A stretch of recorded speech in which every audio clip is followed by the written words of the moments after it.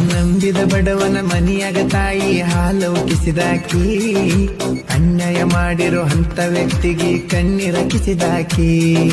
ನಿನ್ನ ಪವಾಡ ಸನದಿಲ್ಲವನಿ ಅದಿನಿ ಹೆಚ್ಚನಾಕಿ, ಈ ಜೀವ ಇರುವರೆಗೂ ತಾಯಿ ನೀ ನಮಗಾಲ ಉಣಿಸುವಾಕಿ. 10 ಮಂದಿ ಗೆಳರು ಮಾಡತಾರ ನಿನ್ನ